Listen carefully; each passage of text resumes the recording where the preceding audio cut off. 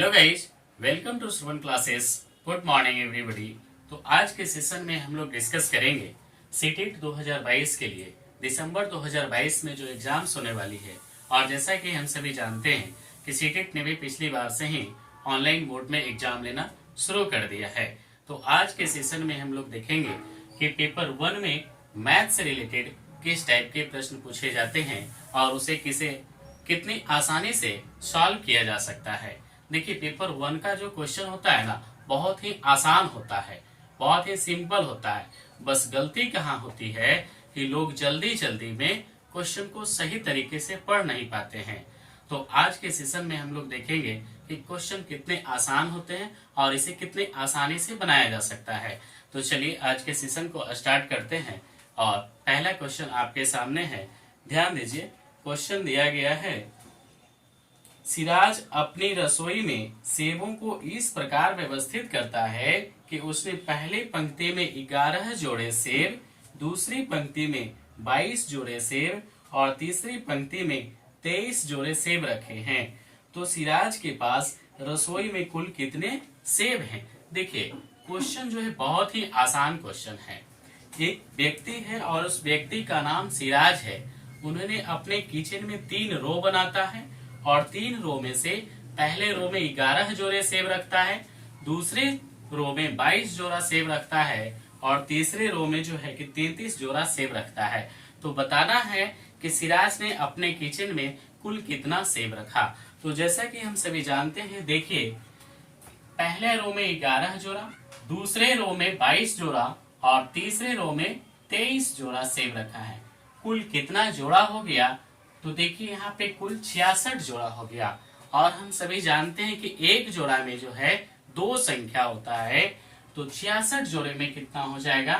2 से मल्टीप्लाई कर देंगे, 132 कुल सेब हो जाएंगे। यानी सिराज ने अपने किचन में कुल 132 सेब रखे और यही आपका सही आंसर होगा, option number B. Next question की ओर चलते हैं और नेक्स्ट क्वेश्चन आपके सामने दिया गया है, क्वेश्चन नंबर 2। क्वेश्चन को पढ़िए ध्यान से। क्वेश्चन दिया गया है, निम्नलिखित कथनों पर विचार करना है। कथन, इसमें 4 कथन दिए गए हैं। क्वेश्चन नंबर 2 के लिए 4 कथन दिए गए हैं, पहला, दूसरा, तीसरा और चौथा। पहला कथन में क्या कहता है उसको देखते हैं। पहला कथन में कहता है कि सभी अभाज्य संख्याएं विषम संख्याएं होती है। क्या जो स्टेटमेंट दिया गया है यह स्टेटमेंट सही है अथवा गलत है? तो स्टेटमेंट में दिया गया है कि सभी अभाज्य संख्याएं विषम संख्याएं होती है। और हम सभी जानते हैं कि 2 जो है सबसे छोटी अभाज्य संख्या है और 2 ही एकमात्र सम संख्या है और अभाज्य संख्या भी है। तो जिस तरीके से स्टेटमेंट दिया गया है उस तरीके से यह स्टेटमेंट क्या हो जाता है? गलत हो जाता है। सेकेंड स्टेटमेंट क्या है कि एक अंक वाली केवल 5 अभाज्य संख्याएं हैं। देखते हैं, अभाज्य संख्या की जो शुरुआत होती है 2, 3, 5, 7, 11, 13, 17, 19 और इसी तरह से आगे बनाया जा सकता है। अब स्टेटमेंट में बोला है कि एक अंक वाली केवल 5 अभाज्य संख्याएं हैं क्या? देखिए, एक अंक वाली, तो एक अंक वाली यहाँ 4 अभाज्य संख्याएं दिखाई दे रहा है, जो कि स्टेटमेंट में बोला गया है कि 5 अभाज्य संख्याएं हैं। तो इस तरीके से सेकेंड स्टेटमेंट भी हमारा रॉन्ग हो जाता है। चलते हैं तीसरे स्टेटमेंट की ओर। तीसरा स्टेटमेंट में दिया गया है, अभाज्य संख्याएं अपरिमित रूप से अनेक हैं। जी हाँ, बिल्कुल सही स्टेटमेंट है, अनेक हैं। देखिए, इसके बाद और भी अभाज्य संख्याएं बनाई जा सकती है।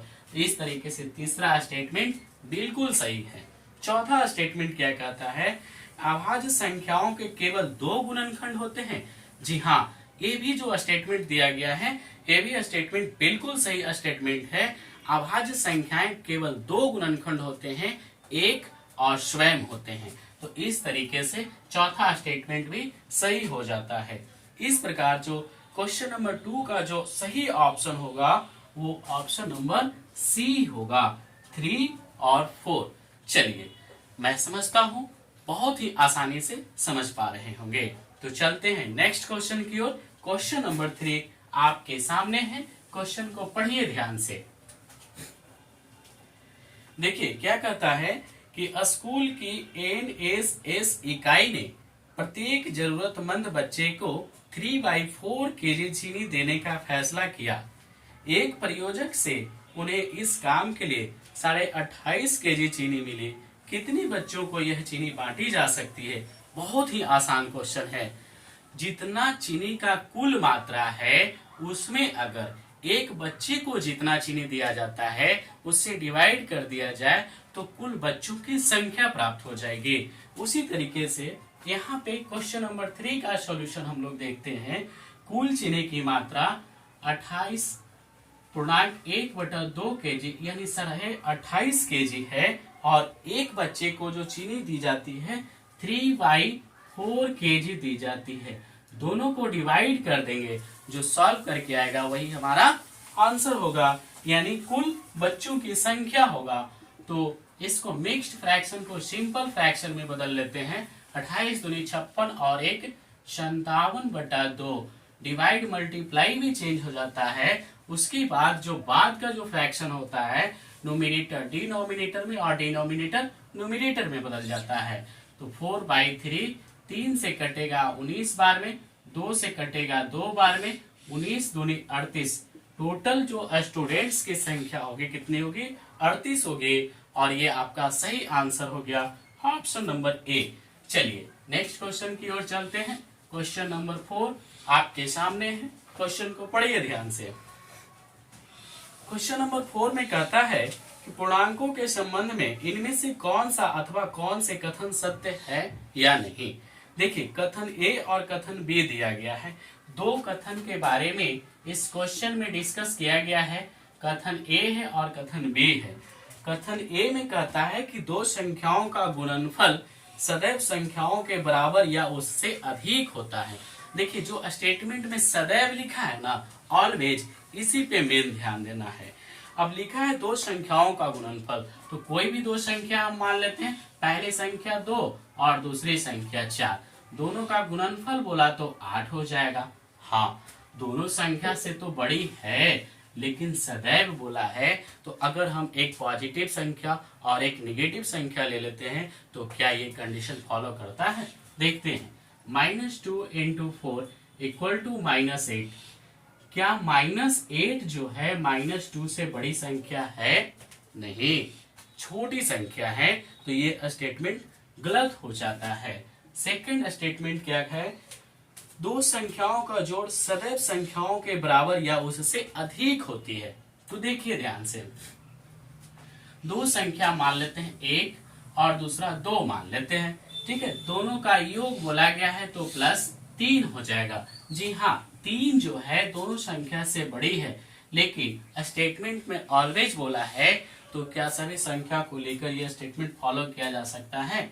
देखते हैं। एक संख्या 0 ले लेते हैं और दूसरी संख्या जो है -1 ले लेते हैं और दोनों का सम निकालेंगे तो -1 हो जाएगा।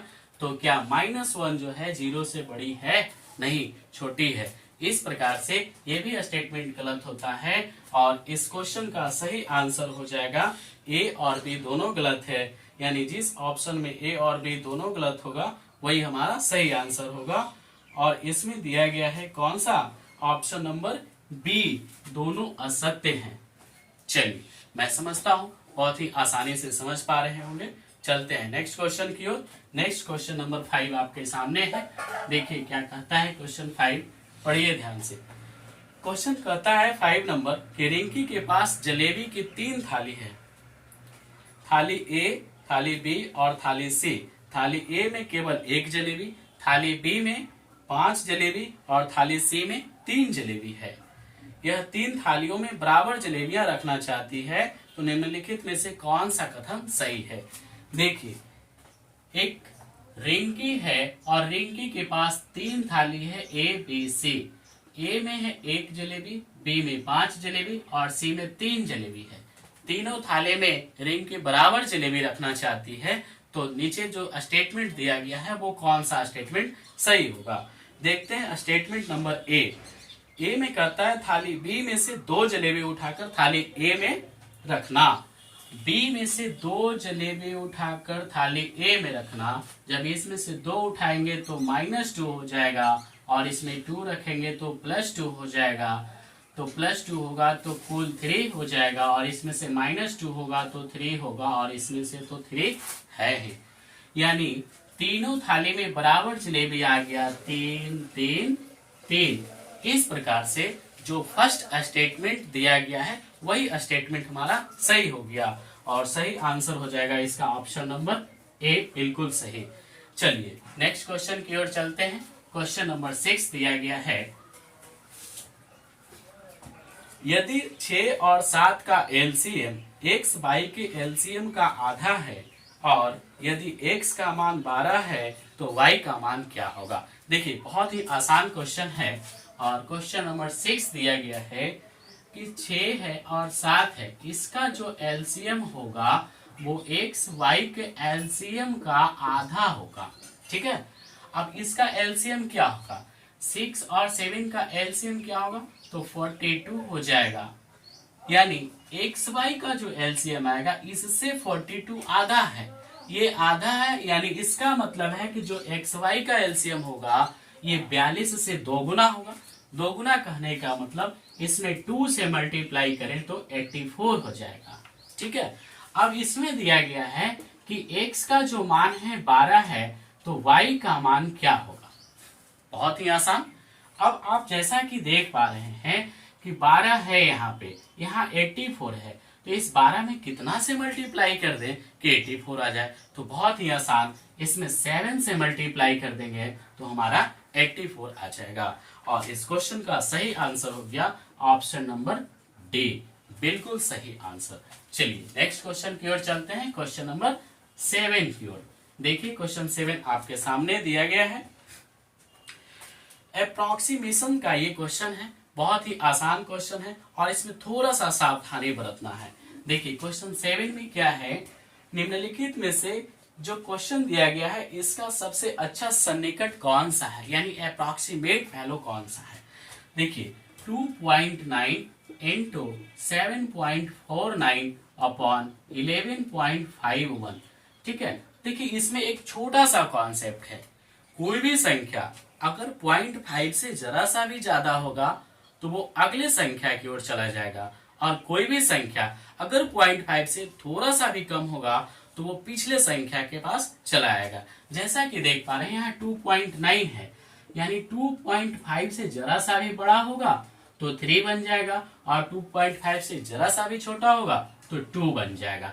तो 2.9 जो है 2.5 से बड़ा है तो 3 बन जाएगा इसके पास। उसी तरह 7.5 से बड़ा होगा तो 8 बनेगा, और छोटा होगा तो 7 बनेगा। तो 7.49 जो है 7.5 से छोटा है, तो क्या बन जाएगा, 7 बन जाएगा। और इसी तरीके से हम उम्मीद करते हैं कि आप इस वैल्यू का मान सही सही बताने में सक्षम हैं। 11.5 से बड़ा है, 11.51 यानी 11.5 से बड़ा है, तो किसके पास चला जाएगा, 12 के पास। और इस क्वेश्चन का सही आंसर हो गया आपका 3 इंटू 7/12, जो कि ऑप्शन नंबर सी में दिया गया है, बिल्कुल सही आंसर। चलिए नेक्स्ट क्वेश्चन की ओर चलते हैं। क्वेश्चन नंबर 8 आपके सामने है, क्वेश्चन को पढ़िए ध्यान से, क्या दिया गया है। देखिए क्वेश्चन 8 क्या दिया गया है। जया पहले कक्षा में पढ़ रही है, शिक्षिका ने उसे कुछ चित्र काट दिए। ठीक है, घड़ी की एक बैटरी, संतरा, आइसक्रीम कोन, मोमबत्ती, किताब और एक स्टील का गिलास दिया गया है शिक्षिका के द्वारा जया को। ठीक है, जिन्होंने पहली क्लास में पढ़ाई कर रही है जया। शिक्षिका ने जया को एक जैसी आकृति वाली वस्तुएं उठाने को कहा है। शिक्षिका ने कहा है जया को कि जो वस्तु दिया गया है इसमें से जो एक जैसा दिख रहा है उसको उठा लो तुम।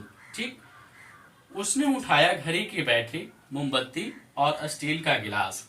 उसने उन सभी वस्तुओं को समान विशेषता के आधार पर अलग कर दिया जो कि दिया गया है। अब किस आधार पे उसने उठाया, जो ऑप्शन दिया गया है ए बी सी और डी, इसी में से कोई ना कोई सही आंसर होगा। तो सबसे पहले तो हम ये जानना चाहते हैं कि जो वस्तु दिया गया है वो वस्तु का शेप यानी आकार कैसा कैसा है। ठीक है, देखिए पहला वस्तु दिया गया है घड़ी की बैटरी, यानी बैटरी दिया गया है और बैटरी का जो शेप होता है हम लोग जानते हैं सिलेंड्रिकल होता है। कैसा होता है? सिलेंड्रिकल होता है, यानी सिलेंडर के टाइप का होता है। ठीक है, दूसरा वस्तु दिया गया है ऑरेंज यानी संतरा, और संतरा का जो शेप होता है स्फेरिकल होता है। ठीक, तीसरा वस्तु दिया गया है आइसक्रीम कोन, आइसक्रीम कोन, और कोन है तो यानी इसका शेप कैसा दिया गया है? कोन टाइप का। मोमबत्ती दिया गया है नेक्स्ट, यानी कैंडल, कैंडल, तो कैंडल का भी शेप जो होता है सिलेंड्रिकल होता है, यानी सिलेंडर के टाइप का होता है। उसके बाद दिया गया है किताब यानी बुक, और बुक का जो शेप होता है क्यूबॉइडल, घुनाव के आकृति का होता है। उसी प्रकार से एक और वस्तु है, एक है स्टील ग्लास। स्टील ग्लास का जो शेप होता है सिलेंड्रिकल होता है। अब इतना वस्तु दिया गया है, इतना वस्तु में से जया उठाती है कौन कौन सा वस्तु, ध्यान दीजिएगा। बैटरी उठाती है और मोमबत्ती उठाती है, उसके बाद इन्होंने स्टील का ग्लास उठाती है। तो जैसा कि आप देख रहे हैं किस शेप के आधार पे जया इस वस्तु को उठाई, तो सबका शेप समान है, सिलेंड्रिकल, सिलेंड्रिकल और सिलेंड्रिकल, यानी जया जो है बेलनाकार वस्तुओं के आधार पे वस्तु को उठाती है। और इस ऑप्शन सही ऑप्शन हो जाएगा ऑप्शन नंबर बी। ठीक है, चलिए नेक्स्ट क्वेश्चन की ओर चलते हैं। क्वेश्चन नंबर 9 आपके सामने दिया गया है, क्वेश्चन को पढ़िए ध्यान से। सुबह 6 बजे से दोपहर 3 बजे के बीच एक सही घड़ी की घंटे की सुई कितने अंश का कोण बनाएंगे? ये क्लॉक से क्वेश्चन दिया गया है, और जैसा कि हम सभी जानते हैं क्लॉक में एक आवर हैंड होता है और एक जो है कि मिनट हैंड होता है। ठीक है, आवर हैंड यानी 12 घंटे में 360 डिग्री के बराबर, तो 1 घंटा 30 डिग्री के बराबर। ठीक है, उसी तरीके से मिनट हैंड में 60 मिनट में जो है 360 डिग्री, तो 1 मिनट में कितना डिग्री? 6 डिग्री हो जाएगा। अब क्वेश्चन दिया गया है कि 6 बजे AM यानी सुबह 6 बजे से दोपहर 3 बजे के बीच कितने डिग्री का कोण बनेगा? ठीक है, सुबह 6 बजे से दोपहर 3 बजे के बीच कितने डिग्री का कोण बनेगा? अब सुबह 6 से दोपहर 12 बजे तक यानी 12 PM तक 6 आवर हो गया, फिर 12 PM से 3 PM तक 3 आवर हो गया, 6 अब प्लस 3 टोटल कितना आवर लगा? 9 आवर लगा। और हम जानते हैं 1 आवर में 30 डिग्री, तो 9 आवर में 9 इंटू 30 डिग्री यानी 270 डिग्री का कोण बनेगा। ये हो गया इस क्वेश्चन का बिल्कुल सही आंसर, ऑप्शन नंबर सी। ठीक है, चलिए मैं समझता हूं बहुत ही आसानी से समझ पा रहे होंगे, तो चलते हैं नेक्स्ट क्वेश्चन की ओर। क्वेश्चन नंबर 10 आपके सामने है, देखिए क्वेश्चन को ध्यान से पढ़िए।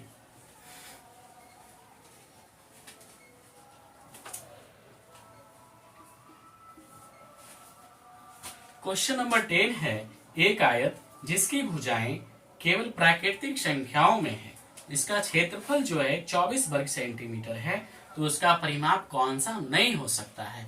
ठीक है, आयत से रिलेटेड क्वेश्चन है और इसका क्षेत्रफल दिया गया है। तो आयत का जो एरिया होता है L इंटू बी होता है और 24 दिया गया है। अब हम लोग यहां से देखेंगे 24 को किस किस तरीके से लिखा जा सकता है। अगर लेंथ को हम 24 मान लें तो ब्रेथ 1 हो जाएगा, मल्टीप्लाई करेंगे 24 आ जाएगा। अगर इसको 12 मान लें, इसको 2 मान लें, तो 12 दूनी 24 24 आ जाएगा। ठीक है, इसके बाद 8 मान लें और 3 मान लें तो 24 आ जाएगा। इसके बाद 6 मान लें और 4 मान लें, 6 इंटू 4 इक्वल टू 24 आ जाएगा। अब यहाँ रिलेशन जो दिया गया है पेरीमीटर से दिया गया है, और पेरीमीटर का फॉर्मूला जो होता है 2 इंटू एल प्लस बी होता है। अब हमने जो यहाँ लेंथ और ब्रेथ माना है उसको बारी बारी से रख करके यहाँ चेक करेंगे। ठीक है, देखिए ध्यान से, अगर लेंथ 24 है तो ब्रेथ 1 है, तो 24 प्लस 1 25 इंटू 2 50 हो जाएगा। क्या हो जाएगा? 50 हो जाएगा। ठीक है, देखिए आगे 12 प्लस 2 14 दूनी 28 यानी 28 हो जाएगा। 8 प्लस 3 11 11 दूनी 22 यानी पेरीमीटर 22 हो जाएगा। 6 प्लस 4 10 10 गुना 2 यानी 20 पेरीमीटर कितना हो गया? 20 हो गया। अब देखिए जो पेरीमीटर बन रहा है इससे बनाया जा सकता है और जो ऑप्शन में इसके अलावा होगा वो पेरीमीटर नहीं बनाया जा सकता है। तो जैसा कि आप देख रहे हैं ऑप्शन में, ऑप्शन नंबर सी दिया गया है 25 सेंटीमीटर और इसमें 25 नहीं आ रहा है, तो इस प्रश्न का सही आंसर हो जाएगा ऑप्शन नंबर सी 25 सेंटीमीटर। बिल्कुल सही आंसर। तो चलिए, मैं समझता हूं आज के सेशन आप लोगों को बहुत ही अच्छे से समझ में आया होगा। तो आज के लिए फिलहाल इतना ही, मिलते हैं नेक्स्ट सेशन में। बहुत बहुत धन्यवाद।